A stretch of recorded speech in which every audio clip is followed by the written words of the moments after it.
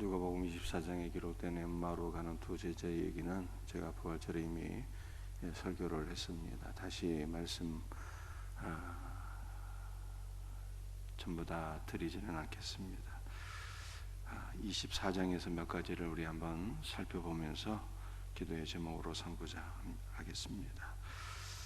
1절 말씀이에요. 안식 후 첫날 새벽에 이 여자들이 그 준비한 향품을 가지고 무덤에 가서, 우리는 흔히 예수님의 장례와 부활을 생각할 때에 몇몇 여자들이 예수님께서 누이신 그 무덤에 가서 향품을 시신에 바르고 예수님의 장례를 치른 것으로 그렇게 이해를 하고 있지만 그렇지 않다고 하는 것을 제가 주일에도 말씀을 드렸습니다. 예수님의 장례를 예비한 분은 아리마대 사람 요셉과 요셉의 새로 판 무덤에 예수님께서 장례를 치르게 된 것이죠. 또 니고데모였습니다. 향유, 모략 향유 100근을 예수님의 시신에 부어서 예수님의 장례를 치렀다 하는 것을 말씀드렸어요.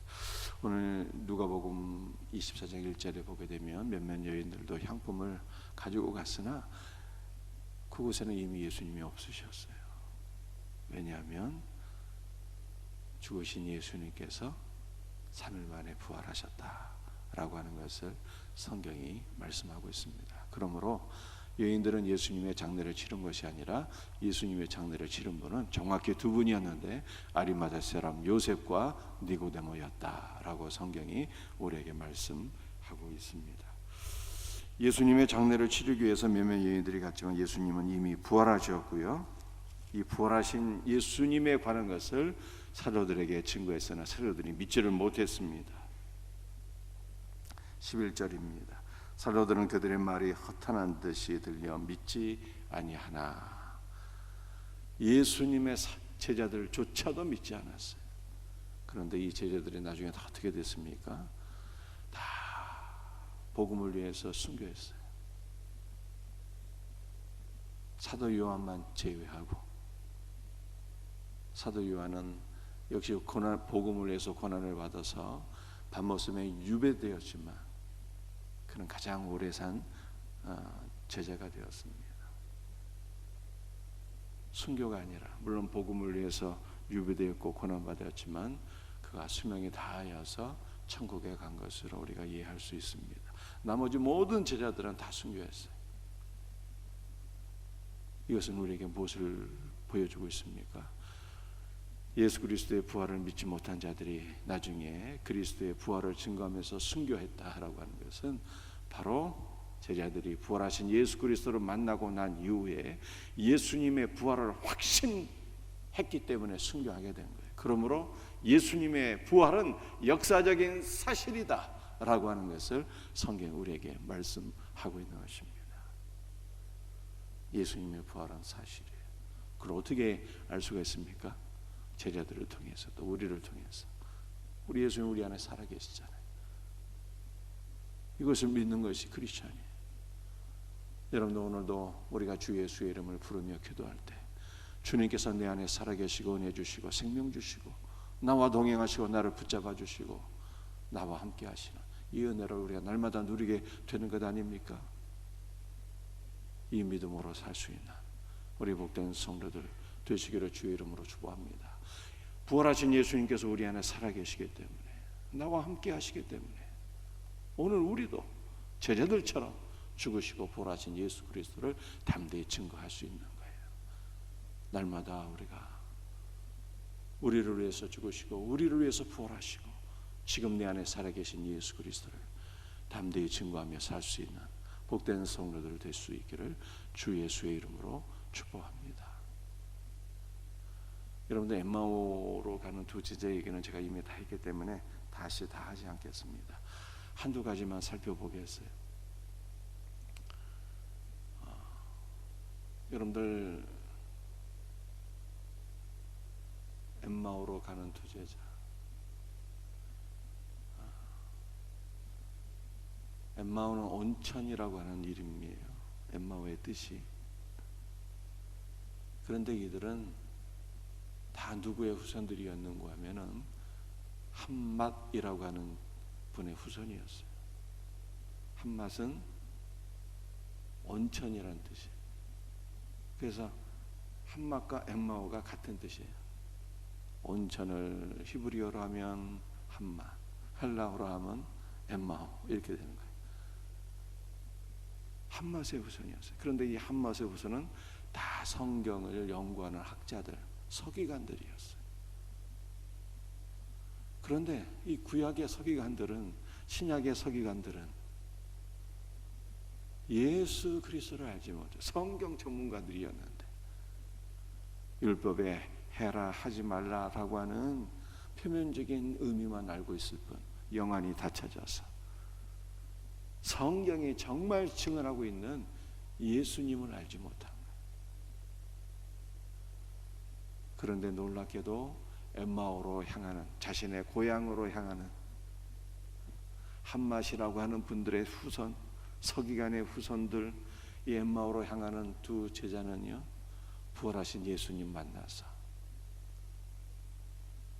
그들이 서기관의 후손이었지만 부활하신 예수님을 이들은 만나서 성경으로 예수님을 만나고, 예수님께서 성경으로 자신의 부활을 쫙 가르쳐 주셨잖아요.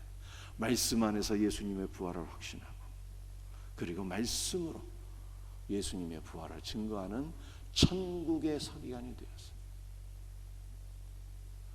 여러분들, 하나님의 종들은요, 옛것과 새것으로, 하나님의 창고에서 옛것과 새것으로 신령한 양식을 공급하는 자들이. 여러분들, 우리가 다 천국의 서기관. 옛것은 무엇입니까? 구약. 새것은 신약.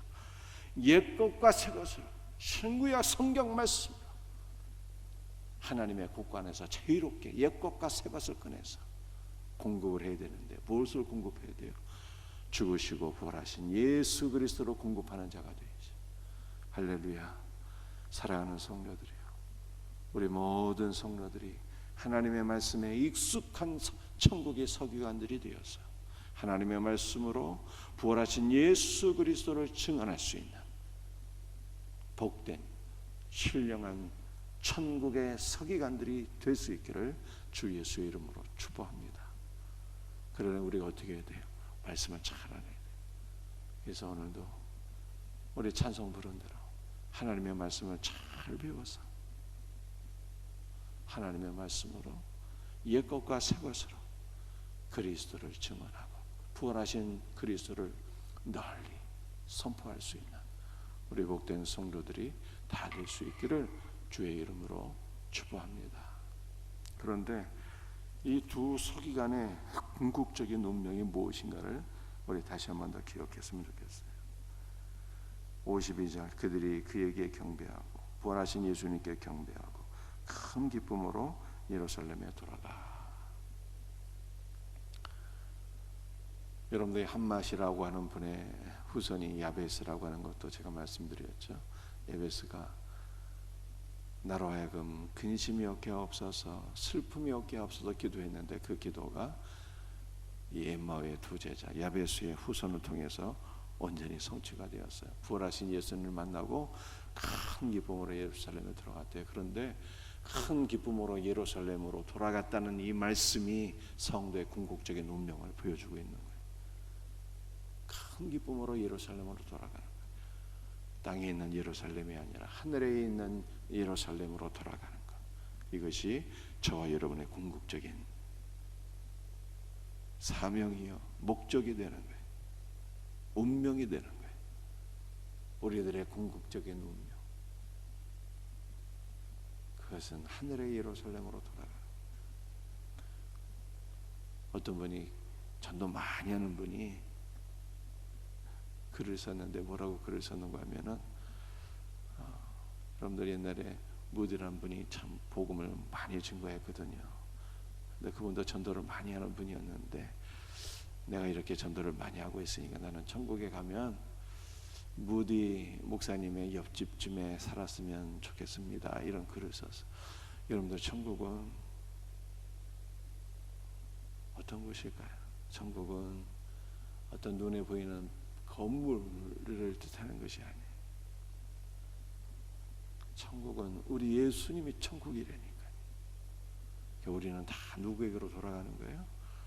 예수님께로 돌아가는 거예요. 여러분들 하늘에 있는 새 예루살렘으로 돌아가는 것이 우리 운명이라고 했잖아요. 그 새 예루살렘이 천상의 교회, 우리는 지상교회에 있잖아요. 천상의 교회, 천상의 교회로 지상교회에서 신앙생활하다가 천상에 있는 교회로 돌아가는 것이 우리의 운명이에요. 천상의 교회와 지상의 교회는 또 하나로 연결이 되어 있어요. 하늘은 주님의 보좌요, 땅은 주님의 발등상이라고 표현했는데 사도행전에서 스데반 집사님이요, 이것은 천상의 교회와 지상의 교회가 하나로 연결되어 있다는 뜻이에요. 그러므로 지상교회에 속하지 않은 자는 절대로 천상의 교회에 올라갈 수가 없어요. 진실로 제가 확실히 말씀드립니다. 지상교회에 속하지 않은 자는 구원이 없어요. 그래서 우리가 지상교회에서 신앙생활을 잘하다가 우리는 천상의 새 예루살렘으로 돌아가는 것인데, 여러분들 교회가 무엇입니까? 교회는요, 계시록에 보게 되면 그리스도의 신부예요. 그리스도의 신부. 우리의 신랑은 예수님. 그래서 이 새 예루살렘은 천상의 교회인데 신랑과 신부가 한 몸을 이루게 되는 거예요. 교회의 머리는 예수님이잖아요. 몸은 성도이고, 교회의 머리 대신 예수님은 우리의 신랑, 성도들은 그리스도의 몸이요 그리스도의 신부가 되는 거예요. 그래서 우리가 새 예루살렘은 천상의 교회인데 우리가 우리의 신랑 대신 그리스도께로 돌아가서 그분의 품에 안겨서 영원한 생명을 누리는 것, 큰 기쁨 속에 주 예수 그리스도와 살아계신 아버지 하나님을 찬송하며 주 예수 그리스도의 품 안에 안겨서 한 몸을 이루며 영원히 그분 안에서 살아가는 것, 그분의 생명 안에서 주 예수 그리스도와 하나가 되어서 살아가는 것, 이것이 천국이에요. 어떤 건물에 사는 게 아니라 우리의 궁극적인 운명은 주 예수께로 돌아가는 거예요. 그러므로 우리는 이 땅에서 어떻게 신앙생활을 해야 되는 것입니까? 이 땅에서 우리가 날마다 예수께로 더 가까이 나가야 돼요. 그러다가 온전히 주님의 품 안에 안기는 거예요. 그 우리의 소망은 무엇입니까? 날마다 죽는 걸 두려워하지 마시고요, 우리의 소망은 오직 주 예수께로 가까이 나가다가 마지막에 주님의 품 안에 온전히 안기는 것, 이게 우리의 소망인 거예요. 이것이 우리의 궁극적인 운명이에요. 그러므로 우리는 이제 어떠한 믿음으로 살아야 돼요? 살아도 주를 위하여, 죽어도 주를 위하여. 그래서 사도 바울은요, 이 신자의 궁극적인 운명이 새 예루살렘으로 돌아가는 예수님의 품에 안기는 것이기 때문에 이 소망이 너무 강력했어요. 사도 바울이 내가 빨리 죽어서 우리 주님 품 안에 안기고 싶다는 거죠. 이 소원이 내게 너무 강력하나 내가 살아있는 것은 너희를 위함이라 그랬어요. 교회를 위하여, 다른 말로 표현하면 사명을 감당하고 주님께로 가야 되기 때문에 내가 지금 살아있다는 거예요. 사명 감당하고 주님께 가야 되기 때문에. 그러므로 우리가 살면은 무엇입니까? 살면은 사명을 감당하는 것이고,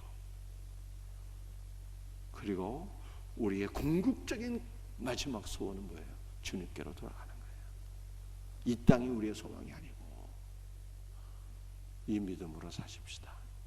살면은 사명을 감당하는 것이고, 그러나 우리의 소망은 이 땅이 아니라 정말 주님 품 안으로 돌아가는 것, 이것이 신자의 궁극적인 운명이에요.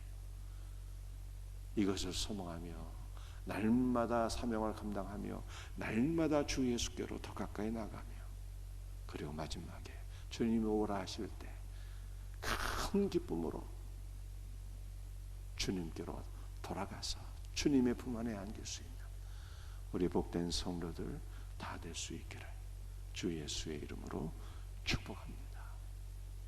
기도하시겠습니다.